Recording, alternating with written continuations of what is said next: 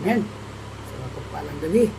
Ngayon pong gabi ay magsishare tayo ng Word of God, pero mga Bible verses po, tulad ng mga na-upload ko dati sa mga video ko, parang review ko lang po muna.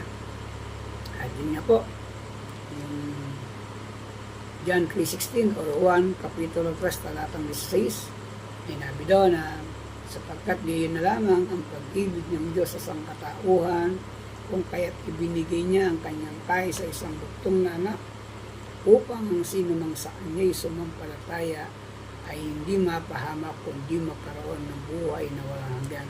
Yun po, sabi doon na yung kaisa isang buktong na anak ng ating Panginoon na si Jesus ay ibinigay sa atin upang ang sino mang sa kanya'y sasampalataya ay hindi mapapahamak kundi magkakaroon ng buhay na walang hanggan.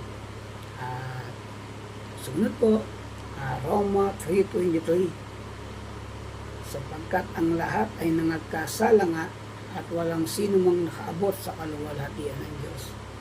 Diba? Lahat nagkasala. Kaya pinadala si Jesus upang tubusin tayo sa ating mga pagkakasala.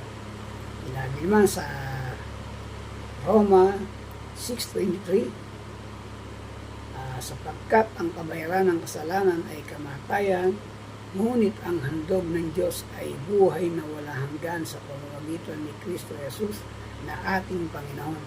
Diba? Lahat daw nagkasala, sabi sa Roma 3:23, at sinabi naman sa Roma 6:23, ang kabayaran ng kasalanan ay kamatayan, ngunit ang walang bayad ng handog ng Diyos ay buhay na wala hanggan sa pamamagitan ni Kristo Jesus na ating Panginoon. Po, 3 verses lang po muna yung ating na-share, na ating naulit dahil 2 minutes lang po yung aking time na ginagamit. Kaya muli,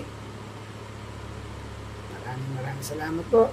Bye-bye. God bless everyone.